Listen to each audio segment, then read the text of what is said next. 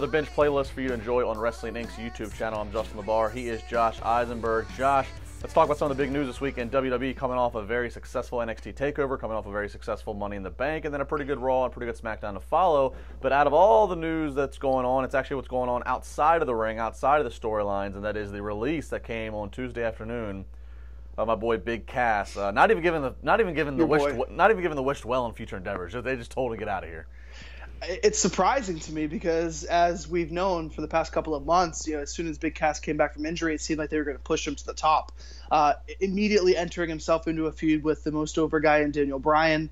And I actually thought Big Cass's match against Daniel Bryan at Money in the Bank was really good. It really showcased his athleticism for a big 7-foot guy. But he's a product of a couple of bad things happening to him.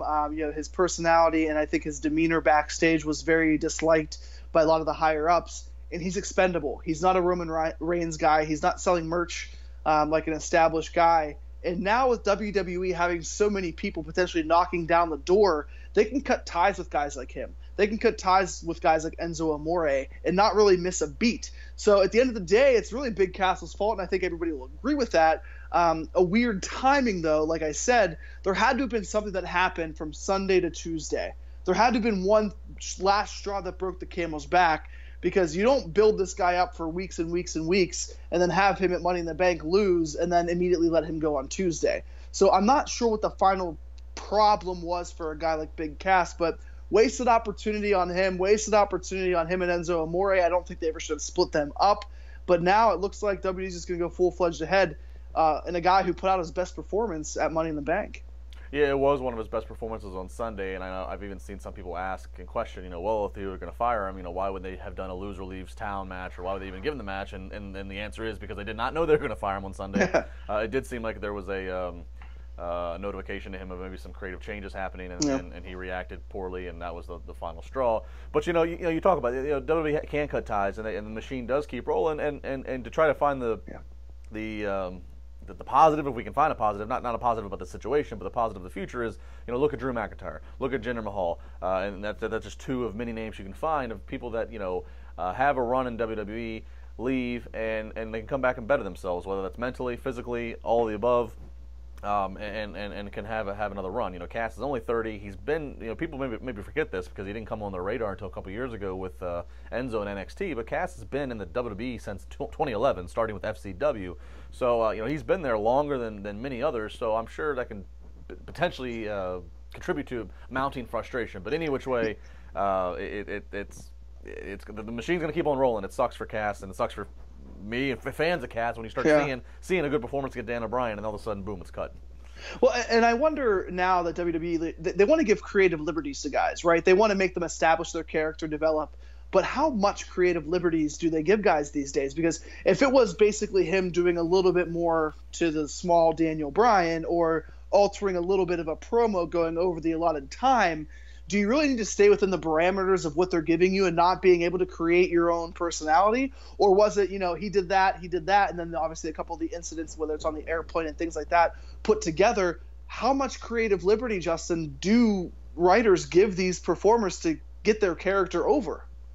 Well, I think performers can have creative liberties if they prove the creative liberties they take are cash in and prove worthy, and I think they can also have creative liberties if they are potentially, I don't want to say but if they're not rubbing people the wrong way, if they are doing things separately that are rubbing people the wrong way, and then all of a sudden that person going out and then taking creative liberties just makes it seem like they're arrogant or they don't care or they're being selfish. Whereas if somebody's acting like a team player all the time, every time, travel, everything, and then they go out and take some creative liberties, it might be viewed as, oh, this person was trying to make the segment better. It's all about perception of how how that person's personality, and in a traveling circus with how many personalities they have, everything's going to be on a per case basis.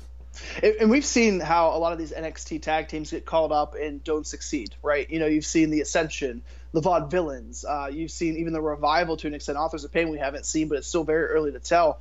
And Enzo and Big Cass were probably the most over group out of all of them. Probably the most over two guys, or even not even two guys, are the most over gimmick that WWE had on the main roster coming from NXT, aside from the established guys, like a Finn Balor and Shinsuke Nakamura. But it makes me still believe that as Triple H wants to make NXT a third brand, as potentially in 2019 with SmackDown going to Fox, maybe there's an opportunity for NXT to be broadcasted on television and getting a contract in their own. This makes me think that WWE is really putting a lot of emphasis on, okay, these are the guys that we know can get over. These are the guys that we know can get over for an extended period of time. But as much as Enzo and Cass got over together, did either of them ever get over by themselves? This is a problem, I think, for WWE. You want these guys to learn to develop their craft in NXT and get put up to the main roster. It's not translating well for more guys that come up to Raw and SmackDown. No, there's definitely a different ball game. It's a different ball game. You can see it for the negatives of guys like Enzo and Cass, of where everything you just said, but then you can see, the few instances in reverse positive for like a guy like Elias. It's a different ball game between the NXT crowd. Triple H, he's done a lot of media recently. Did a media over the UK for the UK tapings, and he said, look, he's like, everybody has, it's like liking music. Everybody has a different taste in what genre, what style, and that's kind of what the wrestling crowd is at this point. Is that WWE pretty much serves up every style that you want, and unfortunately, everybody looks at NXT as a linear thing right to Raw and SmackDown, but that could be like going from classical music to hip hop in some kind. It doesn't always translate. So it's something that they're going to have to continue to figure out. The more that they can move towards NXT being truly looked as a third brand and not as we're going to call them up. The more that's looked as a third brand, the better it's going to stand a chance to be classical music versus hip hop or whatever analogy you want to find. Yeah. But it's still, even as successful as it might be, and trending on social media and being able to travel around, there's still the whole term of when are they going to get called up? So it still has that minor league feel, and that's going to constantly present this problem. Yeah. So, big Cass gone. Again, we'll wait and see what his future holds. Where do we see him pop up next in the wrestling world? That's going to be certainly something we'll keep our eye on. Please chime in on the bottom of this video in the comments, or you can hit us up on social media at Josh Eisenberg 4, at Justin LeBar. We got some more things to talk about. Big surprises of title wins and number one contenderships coming. A lot of things to discuss. Josh and I will keep it going here on Chair Shot Reality.